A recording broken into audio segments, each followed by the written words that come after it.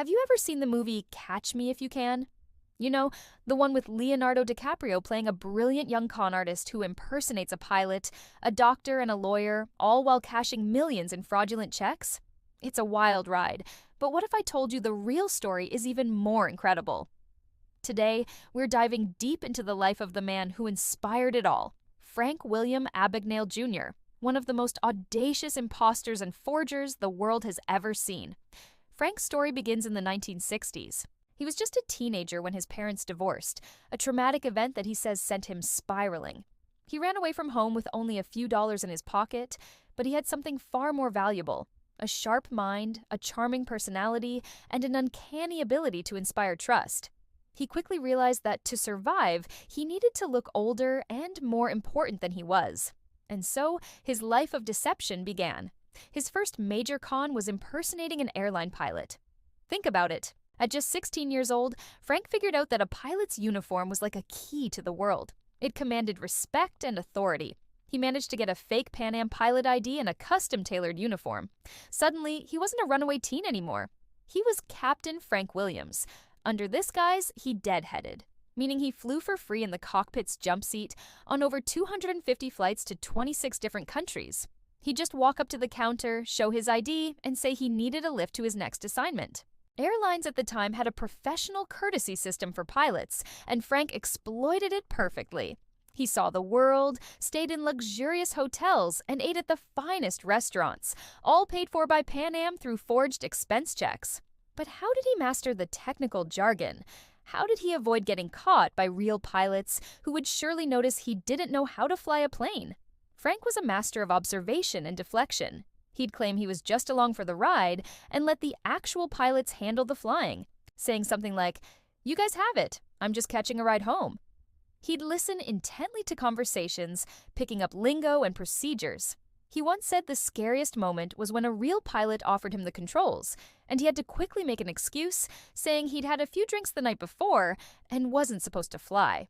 It was a high-stakes game of bluff, and Frank was the grandmaster. While his pilot persona was glamorous, it was his check fraud that truly funded his lifestyle. Frank was a genius forger. He understood the banking system's vulnerabilities better than many bankers did. He started by simply overdrawing his own bank account, but then he got more sophisticated. He'd print his own perfect replicas of payroll checks. He'd even open multiple bank accounts under different false identities to create a confusing trail. One of his most clever schemes involved tampering with deposit slips. He'd go to a bank, grab a stack of blank deposit slips, and print his own account number in magnetic ink at the bottom. Then, he'd put them back in the lobby. For the next few days, anyone who used those slips to deposit their cash or checks was unknowingly putting money directly into his account. By the time the bank figured out what was happening, Frank was long gone with the cash. He stole millions of dollars this way, all before he turned 21. After about 2 years of flying the friendly skies for free, Frank felt the heat was getting too intense. Law enforcement and Pan Am were closing in, so he decided it was time for a career change. He retired his pilot uniform and settled down for a bit in Georgia. But a man like Frank couldn't just get a normal job. He needed a new identity. On a rental application, when asked for his previous occupation, he impulsively wrote, "Doctor." This lie led him to his next great impersonation. He befriended a real doctor who lived in his apartment complex, and through this connection, landed a job as a supervising resident at a local hospital. He became Dr. Frank Connors. Now, you might be thinking, how on earth could someone with no medical training supervise a team of interns? Simple. He let the interns do all the work. He'd use his charm and supposed experience to deflect any real medical questions. If there was an emergency, he'd make sure one of the actual doctors on his team handled it. He mostly just signed paperwork and looked important. He read medical journals to keep up with the terminology, but he later admitted he was terrified the entire time, constantly worried that his incompetence would cost someone their life. He managed to hold this position for nearly a year before a close call with a baby's health scared him into quitting. He realized he was in way over his head and left before causing any real harm. So, from pilot to doctor. What's next? A lawyer, of course. After leaving the hospital, Frank moved to Louisiana. He forged a Harvard Law School transcript, and after faking his way through the state's bar exam, he actually passed it legitimately on his third try after studying for a few weeks. He got a job at the Louisiana State Attorney General's office. He was only 19 years old. As Robert Black, he worked as a lawyer for 8 months. He mostly did research and paperwork, a job he found incredibly boring. He said his boss was happy with his work, but he eventually left after a real Harvard graduate in the office started asking him probing questions about the university, questions he couldn't answer. The walls were closing in again. By this point, Frank Abagnale Jr. was one of the most wanted criminals by the FBI and law enforcement agencies in dozens of countries. He had cashed fraudulent checks in every U.S. state and across Europe. His 5-year crime spree, which started when he was just 16, finally came to an end in France in 1969.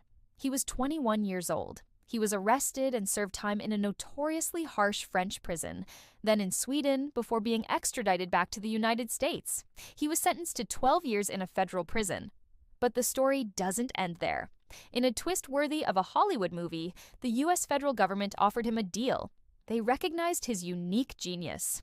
They told him he could serve the rest of his sentence by working with the FBI, helping them catch other forgers and counterfeiters. Frank accepted. He literally went from being one of their most wanted fugitives to being their top consultant on bank fraud. After his release, he tried a few normal jobs, but his criminal record made it difficult. Frustrated, he walked into a bank and made them an offer. "Hire me to teach your staff how to spot fraud like mine, and if you don't find my advice valuable, you don't have to pay me." The bank was impressed, and a new, legitimate career was born. Frank Abagnale Jr. went on to establish his own security consulting company, Abagnale & Associates. For over 40 years, he has advised hundreds of financial institutions, corporations, and government agencies, including the FBI Academy, on how to prevent the very crimes he once perfected. He designed secure checks that are nearly impossible to forge and developed fraud prevention programs that are still in use today. The man who once cost banks millions of dollars became their greatest asset in protecting their money. His life story is a fascinating study in redemption and the power of a second chance. From a teenage runaway to a master imposter, and finally to a world-renowned security expert, Frank Abagnale's journey is a reminder that sometimes the most brilliant minds are found in the most unexpected places. It's a testament to his intelligence that he could not only pull off these incredible cons, but also turn his life around and use his talents for good. So, the next time you watch Catch Me If You Can, remember that as amazing as the movie is, the real story is even more unbelievable. Thanks for watching, everyone. It's a wild world out there. If you enjoyed this story, don't forget to hit that like button and subscribe for more incredible true stories. See you in the next video.